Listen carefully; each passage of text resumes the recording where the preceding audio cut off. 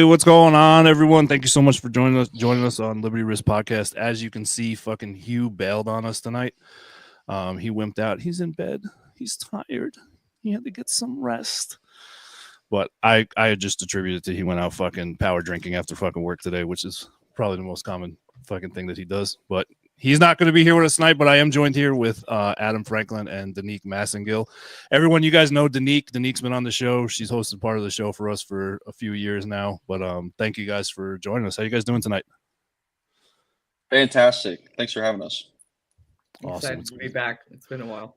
Yes, absolutely. So real quick, I just wanted to get into for us for Liberty Risk, what we're doing is we're going to, I just kind of want to remind everyone, we're not doing this weekly anymore. This is kind of every 2 or 3 times a month.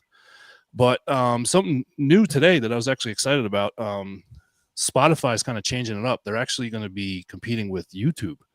So everyone knows that we're mainly on Spotify. So we're super excited about that because they're taking the long video format and they're going to be optimizing it. So it's going to be pretty awesome because you can catch us on the YouTube also, but Spotify is going to be doing some pretty amazing things here.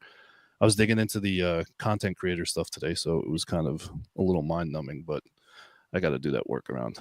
But again, guys, I appreciate you guys being here. So Adam, sir, this has been trying to get set up for a little bit now. Danique has been trying to mesh this together for us. You're actually out at the farm right now. Right now we're arms length away. Currently. Yeah. We don't want to have any. What'd you say, Danique? Any video feedback or fucking echoing if we were sitting in the same room? We haven't figured that tech out yet since we're all in different locations. But so Adam, kind of, I just really want to just ask you, what organization you with? So I recently started a company called Feral Dynamics, based out of Virginia Beach, Virginia, and essentially my business is focused around pet dog training, service dog training, and educational seminars. That can vary from bite seminars to electric collar educational seminars. We have a canine medical seminar that we're currently in the middle of planning right now. So a lot of exciting things coming up on that end. That's awesome.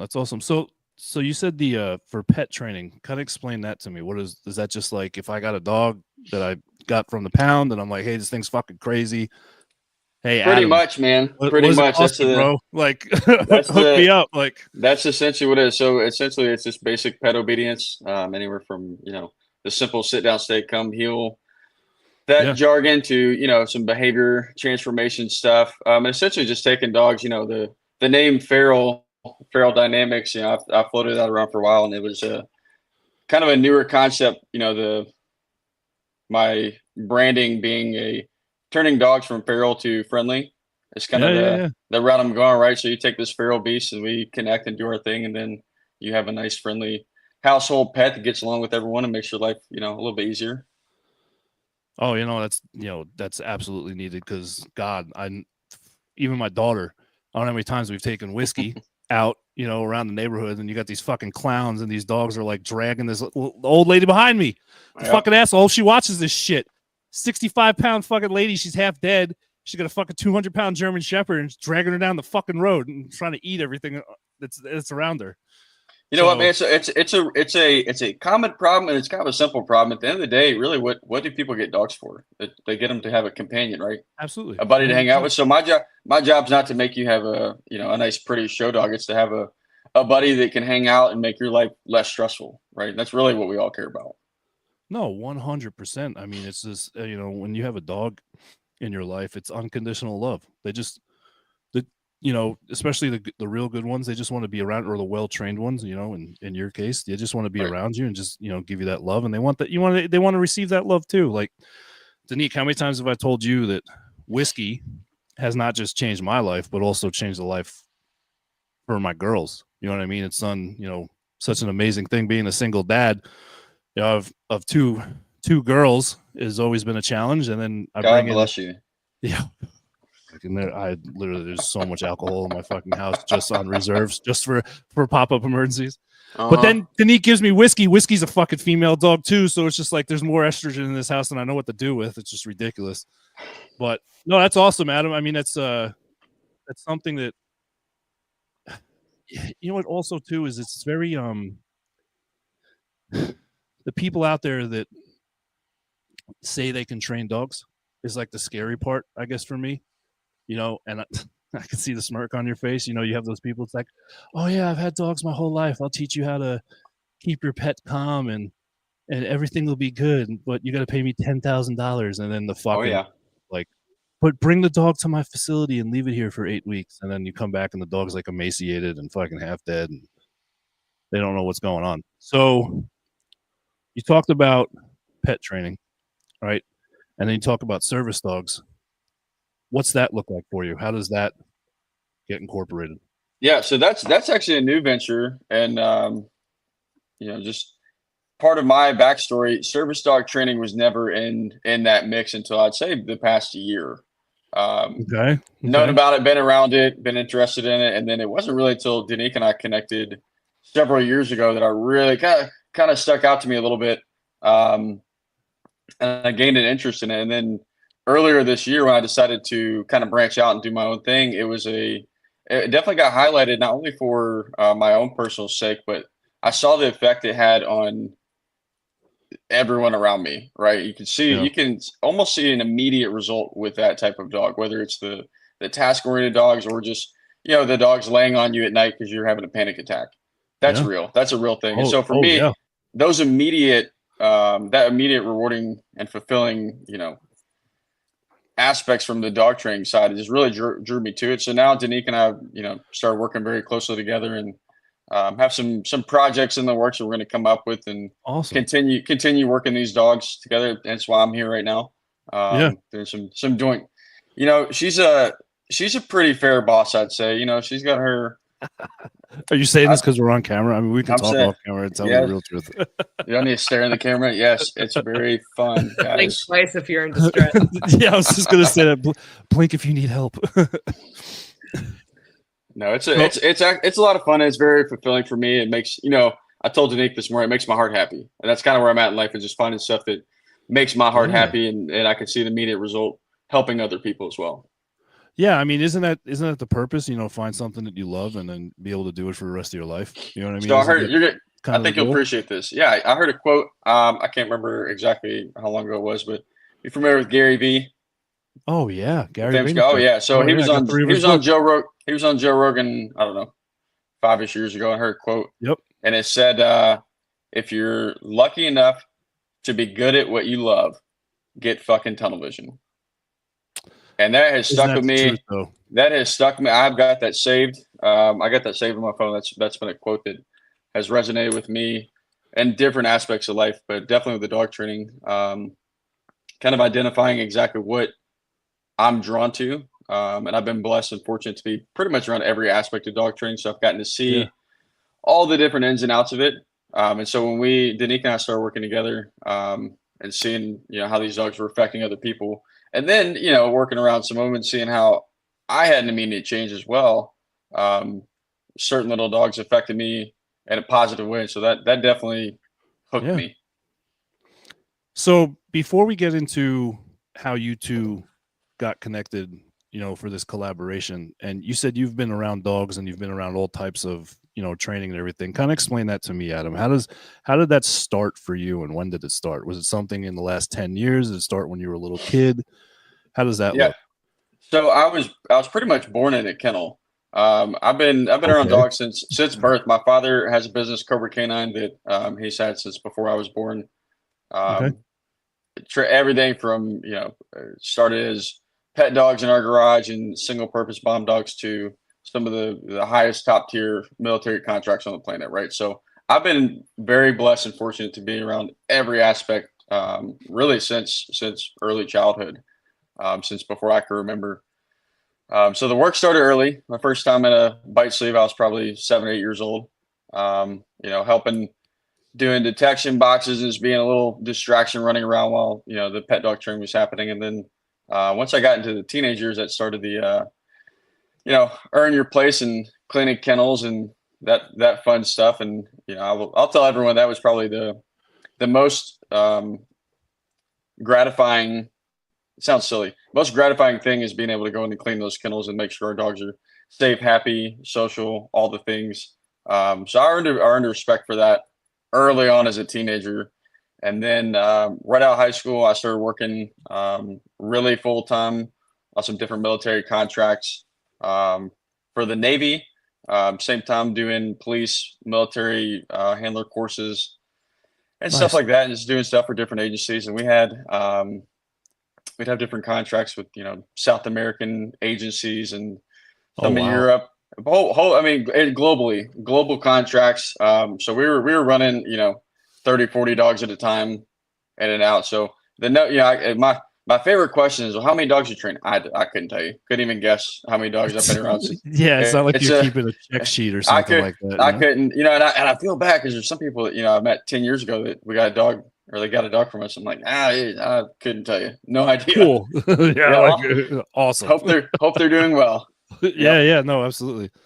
Yeah, I mean, you're moving forward in the industry, and you're constantly, if you've been doing this since you said you were born in a kennel, if you've been doing this since birth, it's kind of hard to keep track of that and moving. That's such a weird question. You know what I mean? It's just like, well, how many have you trained? And I don't fucking know. How many stars are in this guy? I don't fucking know. Well, because we like to compare stuff. So I don't have a comparison. I don't have a comparison. I couldn't tell you. I've trained more than I could count. God's blessed me with being able to put hands on as many dogs as most people will, across the country have combined. So, it's been a very fortunate ride that I've been on, and I've worked, different military contracts and stuff. And now I'm being a real adult and branching out and kind of doing some different aspects of the dog training side.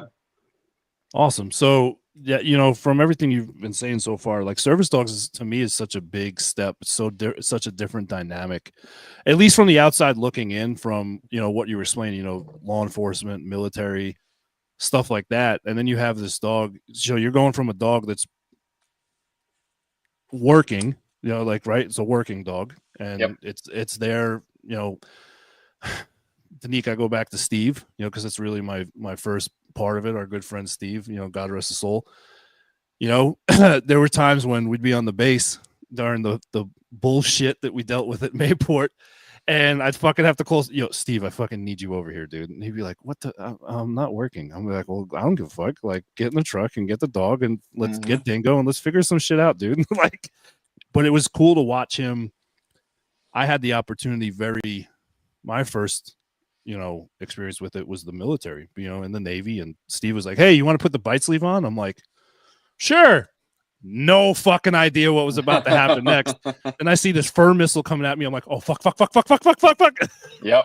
And fucking locks onto me. And I'm like, it's like, Jesus, why did I make this decision? Oh my God, go back in the patrol car. This is why you don't have these fucking things. So like the bite suit work, I got the opportunity to watch you do that very recently, which I appreciate you, letting me and my daughters come out there. Danique, thank you so much for the invite, both of you.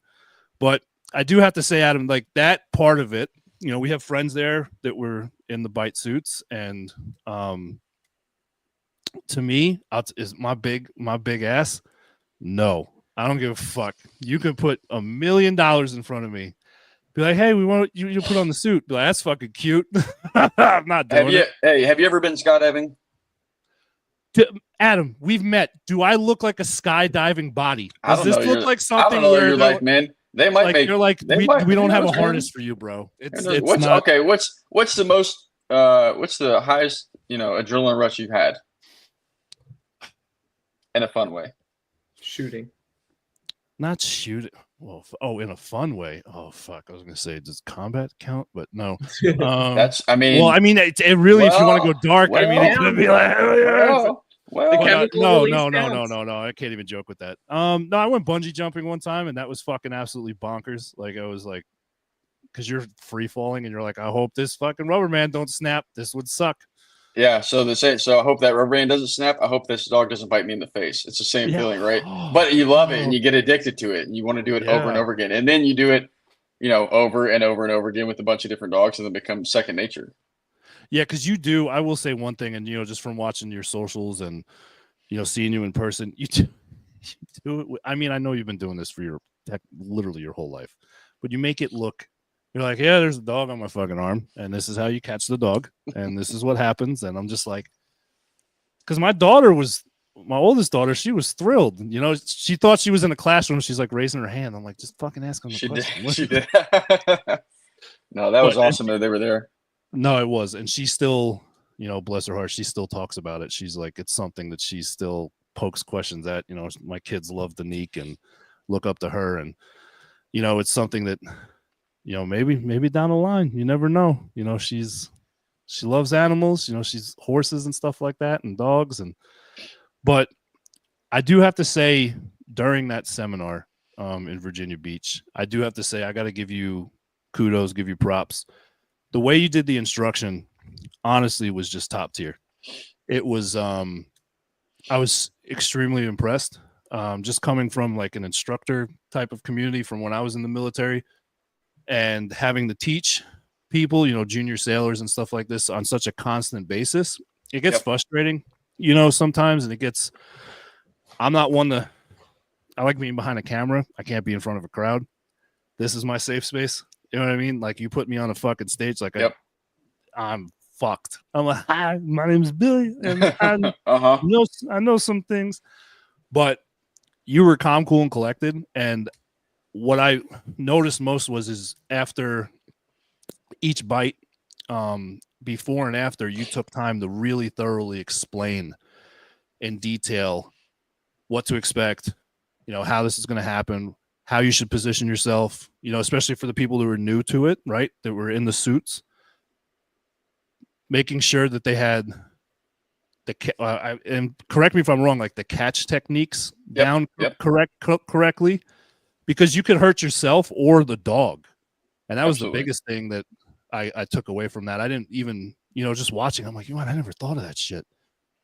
What if the person moved the wrong way and they fall on the dog and you break the dog's legs? Because you know what I mean? Like any of that could happen, right? I mean, yeah, absolutely. And that's something that, my experience comes into play there, right? So I've been around it and done it for a lot of years, and I've seen a lot of highs and a lot of lows with it. So I've got a lot of experience in being able to tell you through trial and error what works and doesn't work.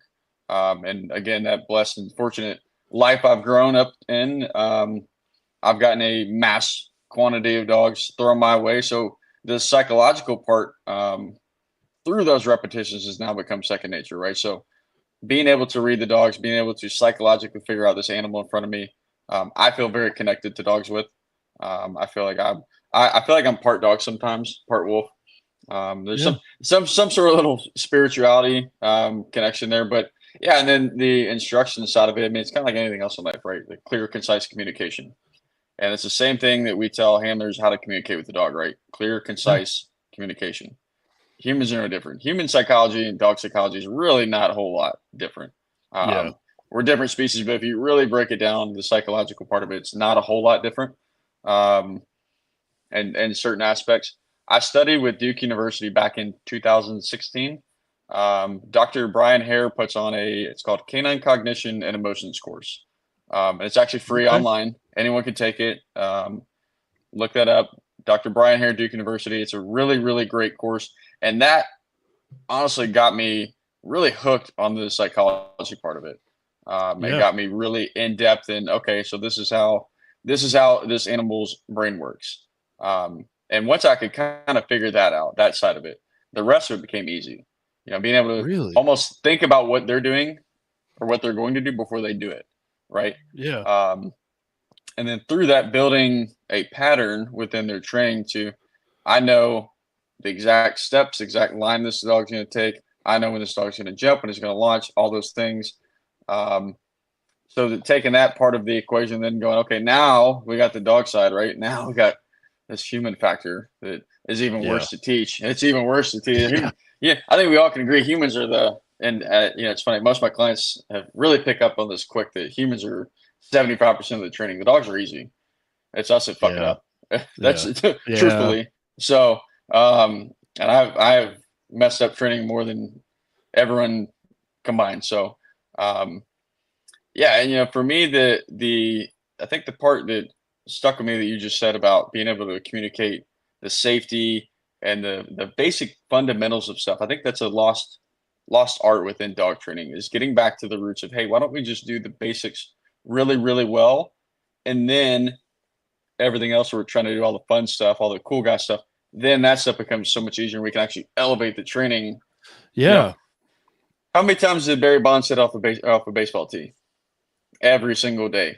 Every single day, right? Yeah, because you have to, no matter what you're doing, you have to start at the basics. If you don't have the basics as your foundation, we'll take my sister. She played pro ball. I've mentioned this before, and she teaches the Nike women's basketball camps, across the country. And I don't know how many times I've heard her yell at girls, the basics. It's about the basics. I don't give a fuck about these fancy layups and this shit. If you can't get the basics down, you won't play.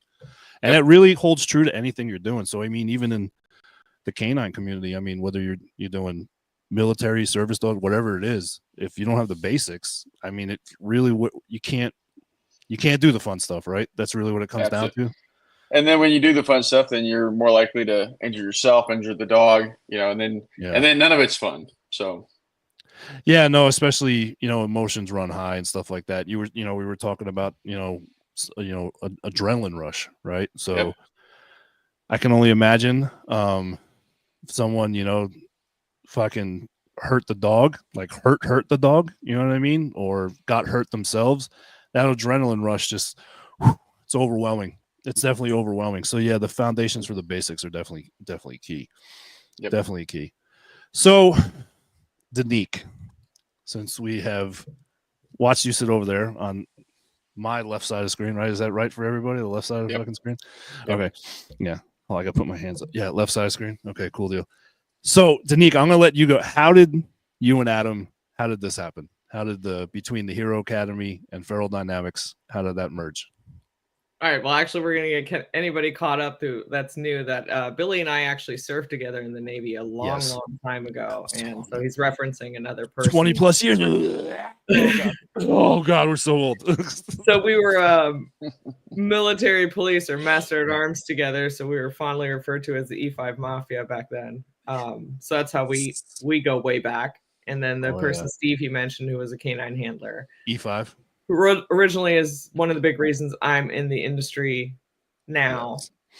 Fast forward a few years later, I have this dog I'm washing out that's too high drive, named Atlas. And I go to this organization that repurposes dogs for law enforcement. And I'd processed a few other dogs through them in previous years. So I reached out and said, hey, I have a floppy-eared dog, which are often not easy to get for agencies that want the better PR or customer service look with a non-pointy-eared dog. So having a high-drive floppy-eared dog that passed like the initial assessment, I reached out and they're like, oh yeah, and we actually have this phenomenal new trainer.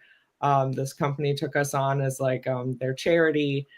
So bring the dog out. And so I bring Atlas to them. They bring him to Adam, but I hadn't met Adam yet. So then when Adam's done training the dog, we have like this, official turnover ceremony to the department the dog's being donated to. So that's when I got to meet Adam in Virginia Beach. And for me, so to point out a few things, I am not from that side of the world. I do service dogs. So except for Steve, 20 something years ago, I've not dabbled on the working dog side for a long time. So I came in as a novice, meaning I know what to send, like that I have talent, but I don't know how the magic happens on what Adam did to that dog. However, how he was as an instructor to me, he wasn't condescending, very informative, knew how to talk to another person and basically translate. So that was the first time it stood out. And then we'd seen each other at a couple seminars, so we got to connect a lot more. And again, his style of teaching to me stood out.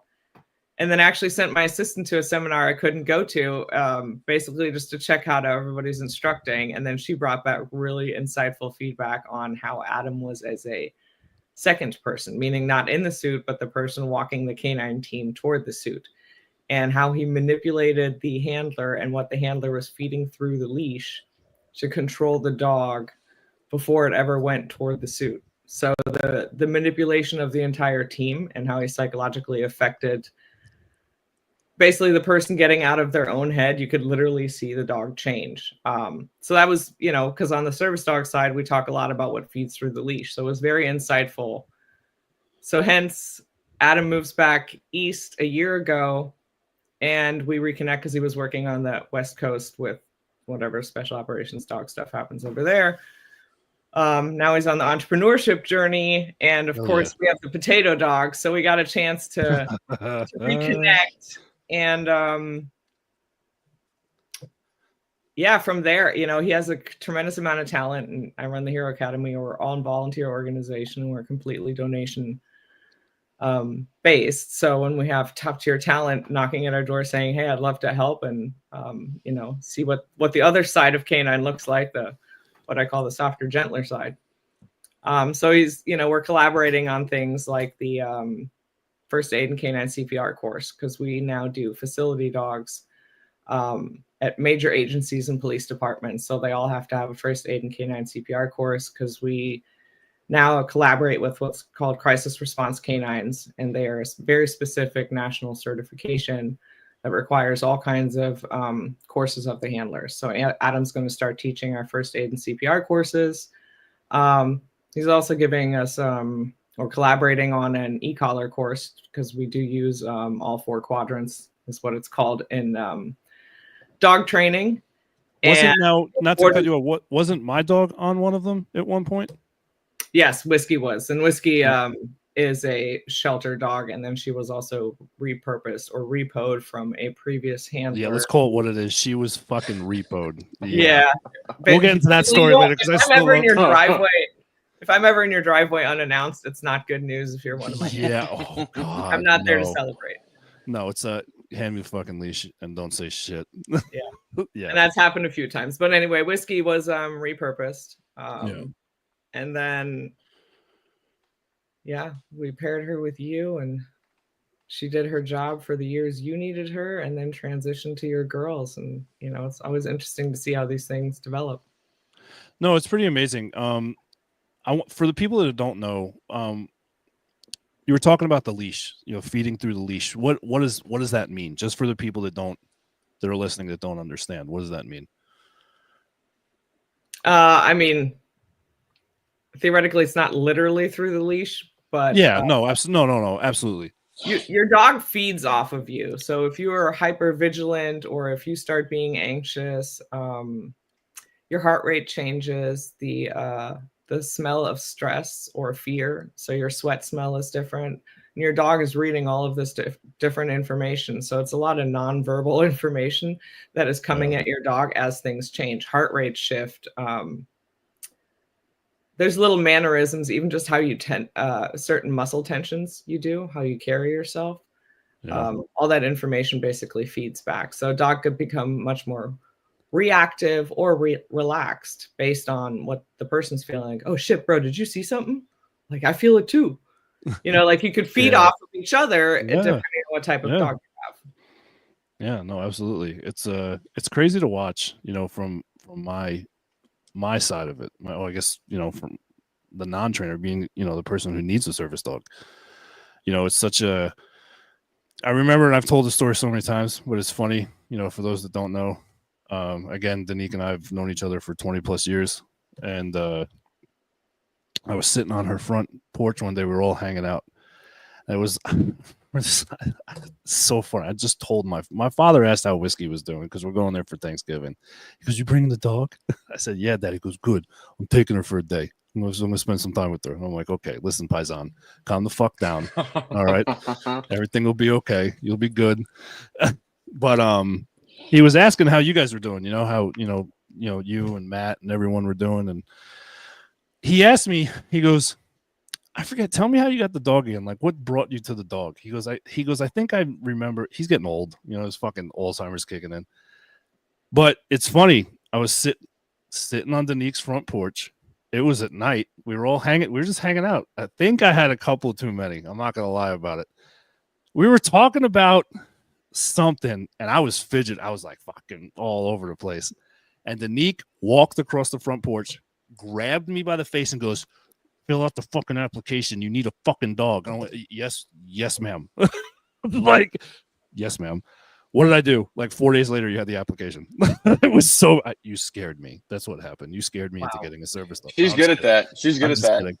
No, but she recognized, like, you know, you don't see it in yourself. I think people with service dogs, you don't see it in yourself. I feel it's always someone. I could be wrong. I feel it's someone that recommends it or suggest it to you, or you see someone with a service dog and go, "Hey, how's that doing for you, bro? You need to get one. It's changed my life." You know, whatever it is. I would never have thought to ask for a service dog. Even watching you through the organizations, I would never have thought that. So it's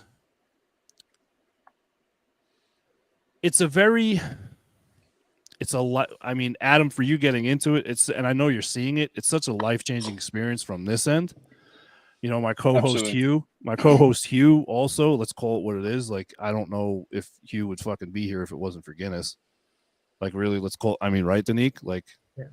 Guinness is everything to Hugh. Everything, you know? And just people we know, you know, I don't need her as much. And I think the last year we've kind of noticed this. I don't need her as much. I don't bring her out as much. The RV industry, when I was in there, also kind of changed that dynamic because I couldn't bring her to work because I was constantly on that black asphalt, you know, for 8 hours a day, and I just couldn't have her out there, and I couldn't just leave her inside. But I've taken her out less and less. Like, she was at work with me today. She fucking loved it. You know, she sat by my desk. You know, I was having a shit day. She jumped up in my lap, like jumped all the way up in my lap, which I thought was funny, and just kind of like nestled her head on my chest. And I kind of, all right, fucker, I'm hearing what you're saying. I got it. All right, I'll shut the computer off for a minute. Let me take my 15 and we'll go for a walk and just kind of calm the fuck down. And I went back inside. She gave me a look like, yeah, bitch, I got you. And like went in the corner, fucking laid down. But the rest of my day was awesome. So I think it's really for those out there that maybe have toyed around with the idea or not too sure about it. I think it's something you should always consider. But the other thing that comes with it too, we'll go back into the repo part of it. You have to be a fucking adult and realize, yeah, this dog might change my life, but can I care for the dog properly? That's the biggest thing that pisses me the hell off, is not caring for the dog. One, I just mentioned this to you, Danique, a couple of weeks ago. I hear Matt in the back of my head. Don't let your fucking dog get fucking fat. Stop feeding. You make a plate. Don't give the dog a plate. Food is not love. Food is not love. Thank you. You know, and that's something I had to teach the girls. You know, I showed them, like, just very simple. I said, go get the dog food bag.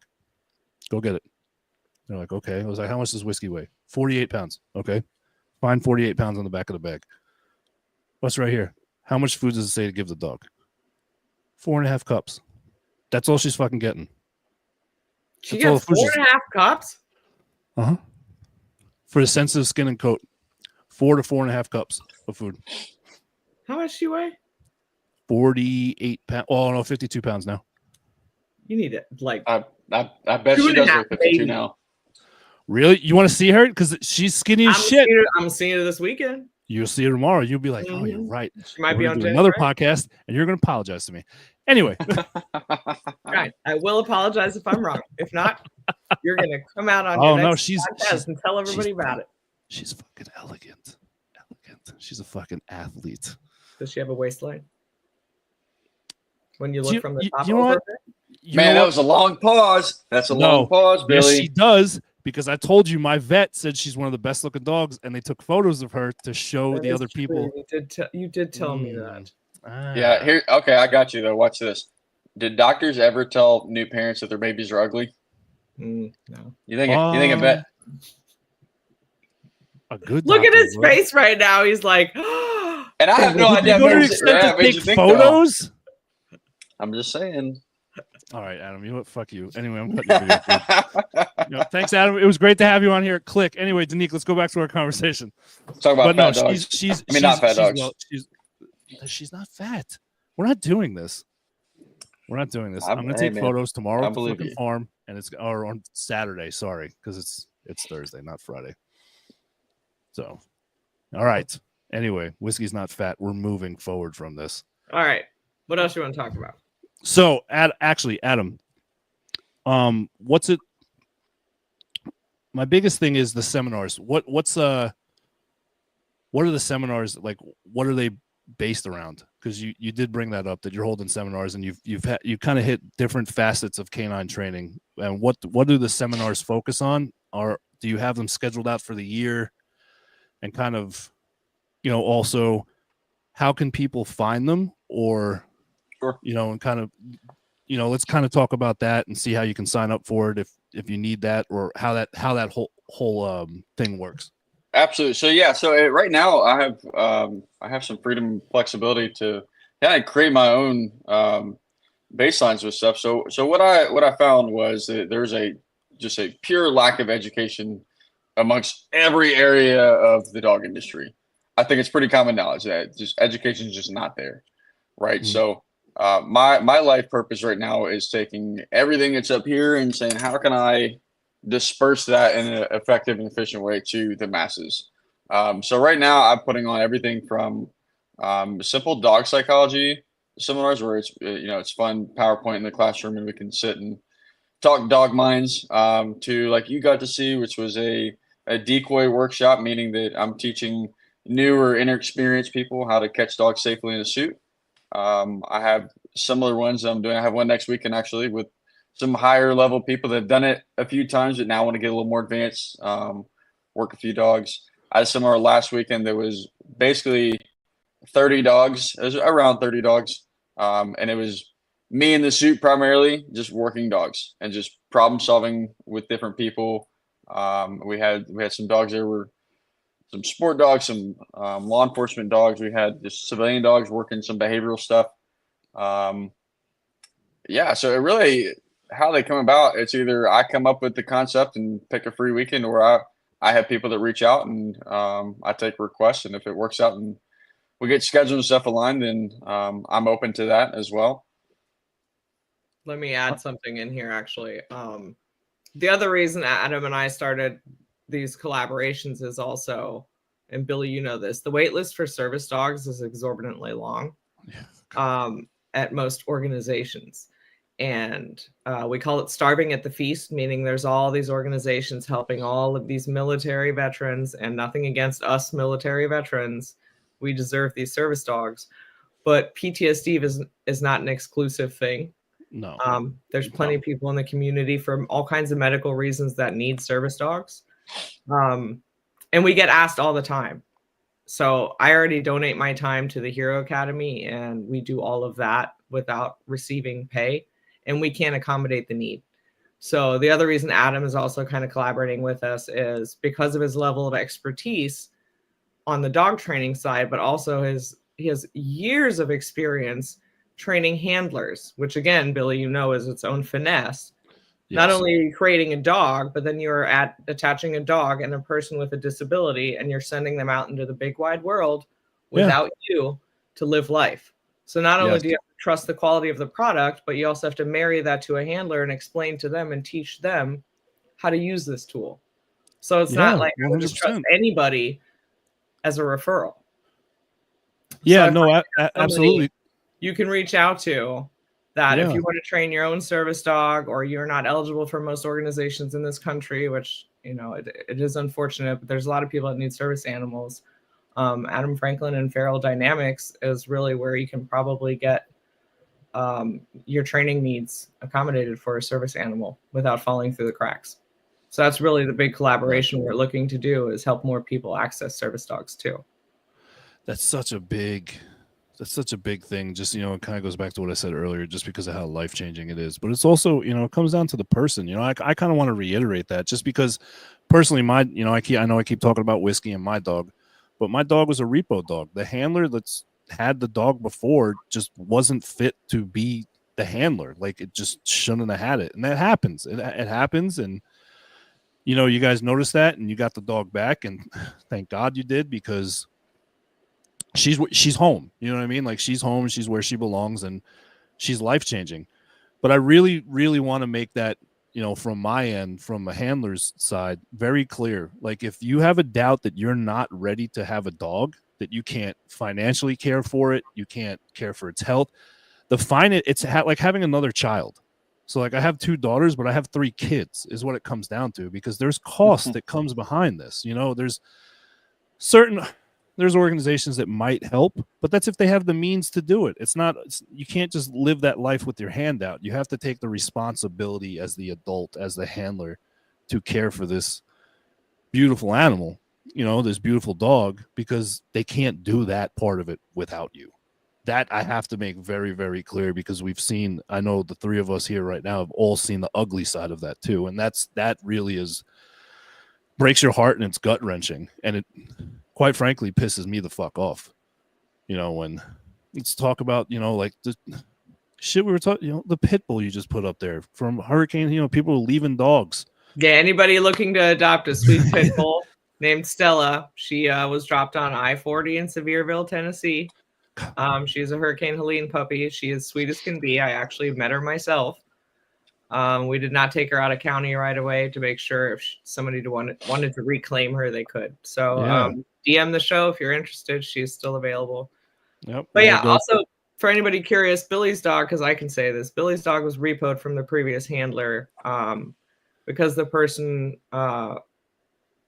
actually was told on by their spouse that they were escalating their anger management issues and basically overcorrecting the dog. And there's just a certain way when people interact with the dog, when their anger is at a certain level, you can tell in the dog's behavior. So once it's reported by another person, it's usually credible enough that we will go to the residence. We went to the residence, we're in the driveway, and he didn't even fight us. He just handed us the leash. I've repoed other dogs that where the person basically went and regressed back into substance abuse, and it turned into just a very bad situation in which the sheriff's office was included. There have been a few crazy ones. Yeah, no, and it's and it's sad and it sucks, but ultimately, the 2 of you, the biggest thing, and I hope I'm not speaking out of turn on this. The well-being of the dog is paramount. And, obviously the handler too, but also the well-being of the dog is paramount. It's in a sense, the dog is helpless to a certain extent. Food, healthcare, safety. If you keep the dog locked in the house, the dog only has the house to move around it, and they can't go. Most dogs can't go unlock the fucking door and get out and ask for help. So again, just if you're going in that route, make sure you're ready for it. That's the biggest thing. And there's screenings that are done for that, on both ends. So guys, I can't thank you enough for taking the time to talk to us today. Adam, I'm not gonna lie, I'm gonna call you out right now. I'm glad you got your camera situation under control, because that shit was fucking crazy in the green room. No, I'm just kidding. But no, Adam, go ahead. Where's your website? Where can people find you at, and how they find you on social media? Yeah, so website feraldynamics.com, pretty simple. Everything else, I have my personal page is the Canine Trainer, and then Feral Dynamics is every other social, Instagram, Facebook, TikTok, even trying to figure that one out. All the fun. I know. But yeah, trying to figure out all these social media things, but yeah, feraldynamics.com. And then Danique, we know we can find you at the heroacademy.org. And same thing on the social media pages. Guys, thank you so much. I want to thank No worries. And I want to have you guys back on. I definitely want to have updates and, see how this collaboration's going. We'll come back together here in a few months and get updates from you guys. Thank you everyone for listening. Again, you can find us on Spotify, YouTube, all the social media platforms. We're not on TikTok yet. He won't let me do it, but maybe we can convince him. It'll be fun. Yeah, Hugh on TikTok would just be a fucking disaster. We get banned instantly. Anyway, he'd say something. Yeah. Honestly, China's not ready for that. No. Maybe They'd be like, oh no, leave America alone. You crazy. Anyway, I'll take the hit on the fucking voice. Anyway, thank you everyone so much for listening. We'll talk to you guys soon. And we'll be back in a couple of weeks. Guys, stick around. I'm going to go ahead and end this real quick. Everyone have a good night.